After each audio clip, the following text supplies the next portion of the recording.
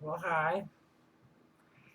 I'm much calmer today, and I wanted to redo my Father's Day tribute to Dad. We've talked again since I made that, and I'm much more calm. I mean, I was really on the edge of losing it, and I got everything done that I needed to get done. I pushed and pushed and pushed on what I had to push on, and I won. That's the song. You can't always get what you want, but if you try, sometimes you get what you need. And I got what I needed. Um, I don't know if I'm going to touch on that here though, because I want to talk about my dad and about my family, because my brother also reached out to me today for the first time in quite some time. Um, and Mom is real hard to catch when her phone, her hearing aids, and her body are working all at the same time. And she can't take much more like intense talk than this, and I have to speak very slowly because she can barely understand it, um, because of the hearing aids, which is good. My sister and I are getting into a very strong sister group. Ariana and I have a real special relationship because her yin balances my yang and vice versa. I mean, when we're out together, it's like nobody has any problem seeing me as female. They see us as two women, one more butch. Most people don't have a problem seeing me as a butch female. One of the things that I got accomplished this week is that I think I got across to the behavioral health department what I needed from them more than anything else was letters of medical necessity to get my hair fixed and my hair removed from here and my belly fat moved to my butt where it belongs. Maybe a little more on my boobs. Um, I'd like about a C cup. These are only double B's. And the nipples are way too small. I'm gonna have to talk to my doctor about that. I mean, they're only about tripled in size from the time and I've been on it for 5 years now. So anyway, let me get back to my family. My father cracked me up twice last week. Um,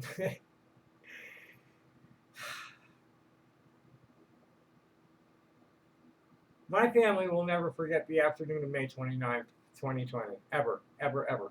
It's burnt into all of our hearts and minds.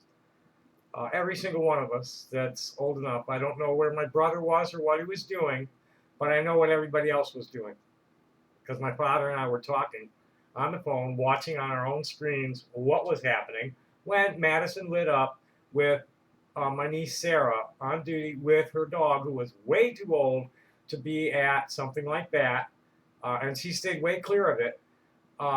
Because of that, the dog should have been retired like late last year, but something happened with the replacement and it didn't happen. So she's still stuck with the dog. And then this happened. And then shortly after that, I was headed out. I'm not going to name any local names yet. There's some really awful things happening here, so I won't name my friend's name. Um,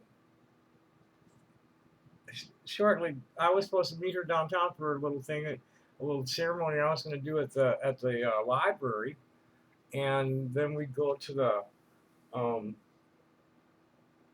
to the protests on Fourth Avenue in Congress, see what's going on. There's another one planned for tonight, but I just can't. I'm doing my duty at my terminal. You know, I'm taking I'm taking the title. I've always been Tommy. My dad's trying to get accustomed to me as a female, and I'm trying to impress on him that I'm not any different than I ever was. What he knew was my angry self. I've always been Tommy. Tom is just my angry self. That's all. That's focused on like getting something done now, whether anybody likes it or not. It's kind of a Wasserberg trait, actually. I mean, that's why that's how my dad cracked me up the other day. Um, is that uh, I called needing to, here I am trying to decompress from this, like I'm finding myself getting overamped near zooming, and that's bad because that's when I get in trouble because I fail to pay attention to details, and my whole environment goes to shit. Um, and which it has, and I really don't have a grip on it yet either. The kitchen there is organic material sitting around in various places, getting flies. Um, Now you can see what's behind me. This is my main workspace right here. You can't see it; it's off camera. Um, Almost. You see it right there. It's the finishing table. So like this is my main workspace, and it's like topsy turvy. Um, my tooling is very good right now. I don't want to talk about that. I'll talk about that in stream later. I want to talk about my family.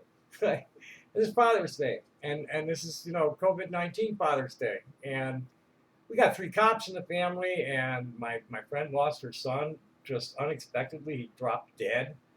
Um, I mean, there were some things that um, contributing factors, but they don't know the exact cause of death. Um, and she brought me into it streaming live when I was going out the door expecting to meet her, chasing the ambulance. This here is my daily dose of alcohol. Has golden seal and echinacea in it. I hardly ever drink anything alcoholic for recreation. Sometimes to be polite, and otherwise it's for medicine. I haven't had enough to get drunk in 30 years. So anyway, back to Dad and me. When the whole thing jumped off, we were on the phone together, and he's like, "Oh my God," and Sarah's on duty, and John's at home with the kids, and so the whole family, Betty's whole family had to scramble. Her brother Matthew jumped up and went there to cover the kids. So when John got called in, and Betty and Alan jumped in to take care of the kids. And I'm not. She stayed a week, and I guess the other parents came down to cover the kids for the next week. And Betty will probably, I don't know. It's still pretty rough. I don't know what's going on in Madison. All I know is that State Street has been trashed completely. I don't know how bad it is here yet.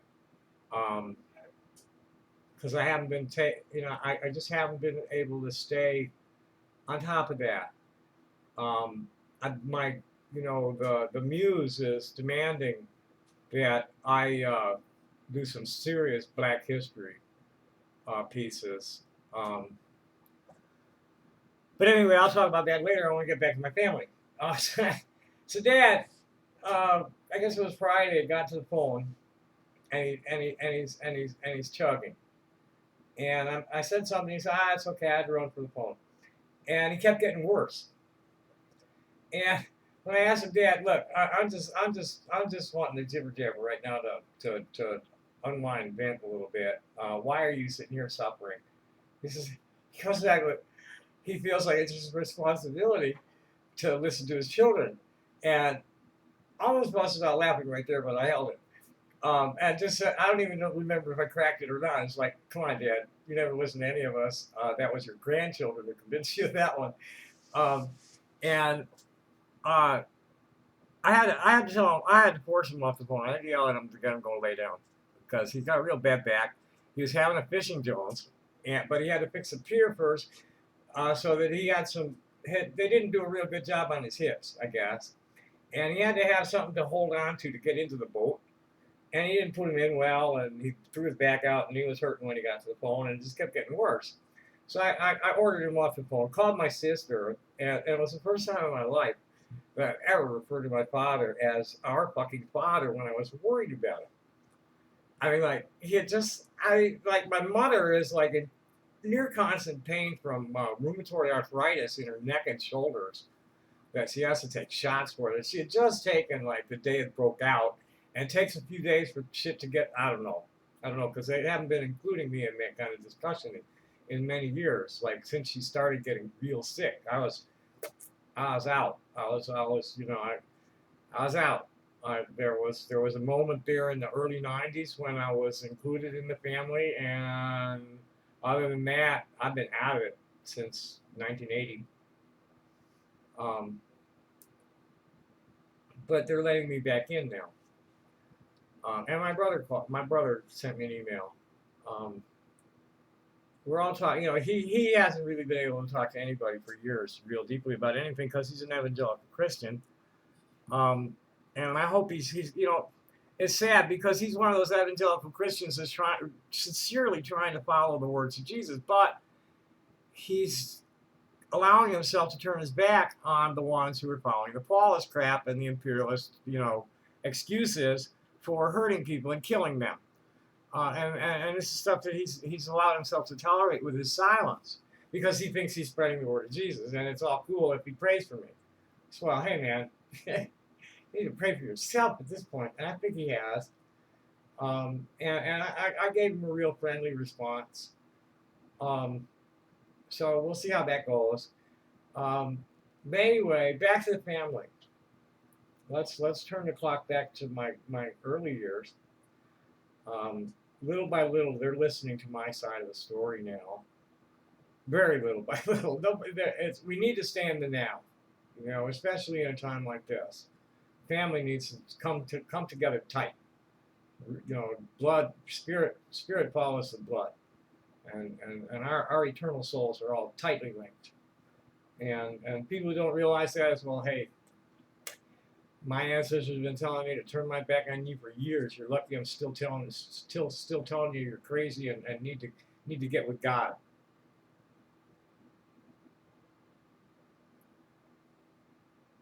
It's going to be over by the end of this year. You can see it building.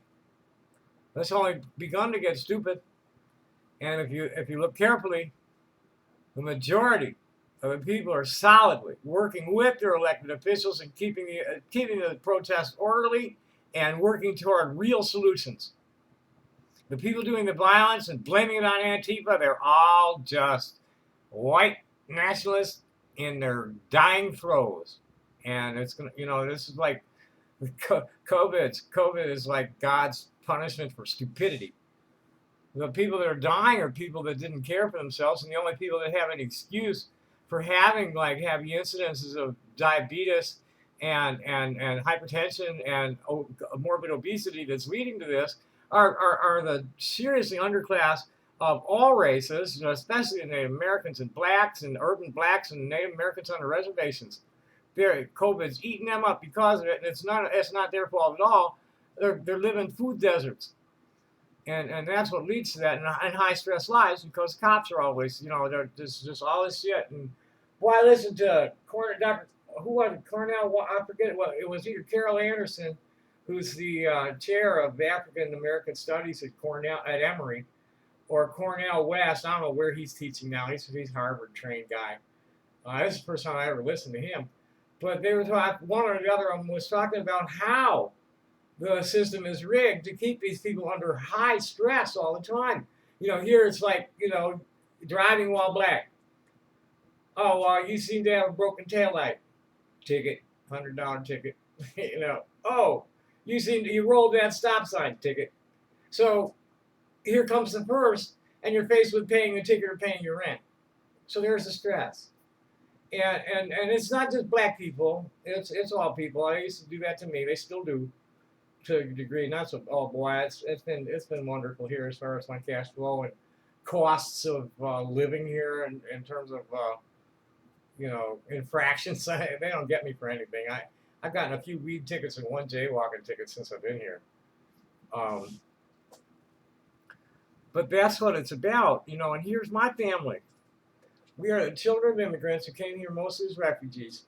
My great-grandfather was the only survivor of pogrom, and our name probably isn't even Wasserberg. It was probably Weisserberg, which is a totally different thing in Romanian. But he was only like 9 years old. Spirit tells me that the Spirit tells me my mother's family claims to be Kohanim. And you can see it in their lifestyles of my great-grandparents' generation, and their practice of the faith, and their features. They carry the Cohen gene. I've never been tested for that. I won't spend the money on that shit. My guess is that Spirit's telling me that my father's line is from Gershom, who is Moses' son, and that a great-grandmother of mine kind of got raped during a Khazarian period there in the 800s. And that's where I got the blue eyes and blonde hair and shit. But and my family the men in my family are usually long and lean, and the women are a little more stocky, which is, I got the more female physique of my father's line. The men are tall and lean, and the women are the ones that are kind of stocky and big butts and shit. Um, because we were carrying the burden, and they were just being like swinging dicks. Like, never mind. I don't want to go there. My dad will understand. That's probably everybody else in my family about Washington men. Uh, and my maternal grandfather wasn't any better. And by the time my paternal grandfather was 66 years old, he'd been dead for 10 years. And by the time my maternal grandfather was dead, was 66, he was almost dead. Or if he was dead, I think he died in his 66th year. I know he was dead by 68, and not 1968, but 68. I think he died in 1964, 1965. He was born in 1898.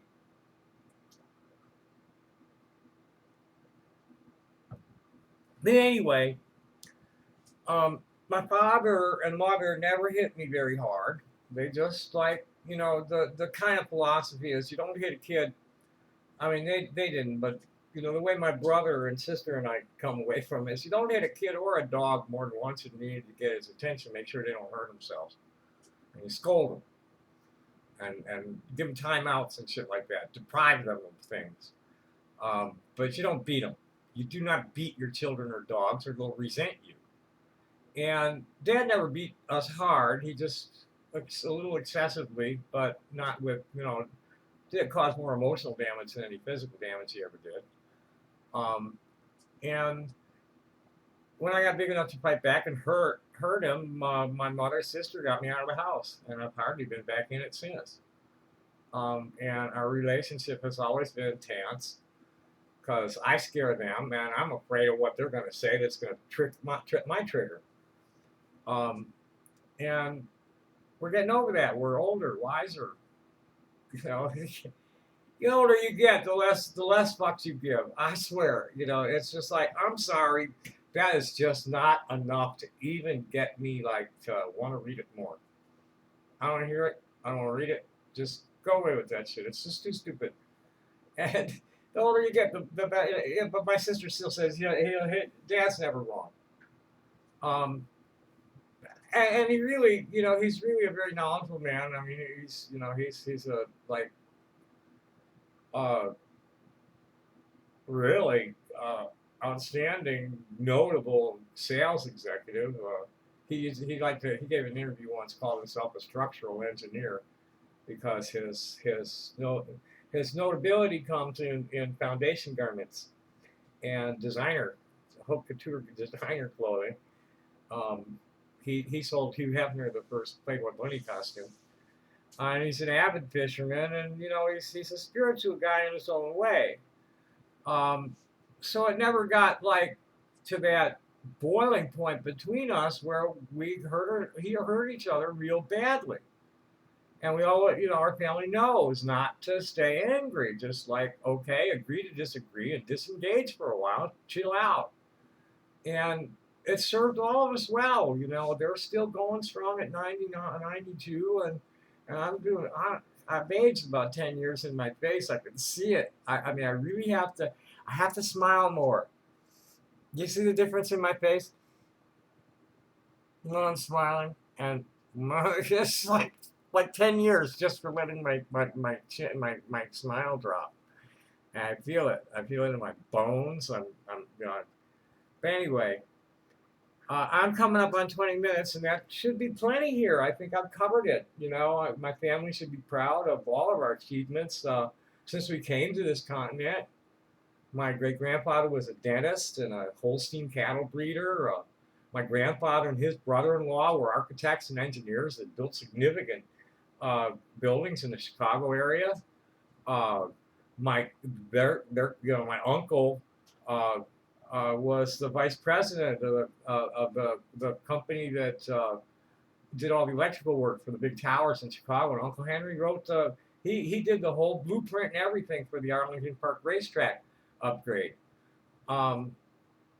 His son, and his daughter are both like highly accomplished computer software engineers, um, with some significant credits, both of them. Gosh, I could just go on and on and on with minor achievements. My family, just as a whole, we are good, solid Hebrew Israelite Americans, and have been for, we're in our sixth generation here, and we've had a significant hand in the infrastructure. Uh, most of our men have served with distinction. Some of our women have served. One of our men even jumped up and went over and fought Franco with the Abraham Lincoln Brigade, my Uncle Mo. So happy Father's Day, America, and I hope you realize that what's in the White House is the father of nothing but chaos. And that we flushed the turd on November 3rd, and I have the happiest birthday of my life. So happy Father's Day, everybody. Thank you, Mom and Dad, for setting me on the road. I learned a lot from both of you about things I should and shouldn't be in myself. And today, I'm a good bi-gender, two-spirit queer. I can pull off the male or the female. I prefer not to do the male. I managed to get here without hurting anything worse than I needed to escape from them, and that's also attributable to both of you, as in learning diplomacy and pragmatism and all that happy shit. So I love you folks, and everybody else that watches my stuff. Now please give me some likes and feed the virtual tip jar. That I'll have all these addresses where you can buy my art, or just send me a donation. And thanks for watching, and happy Father's Day, everybody.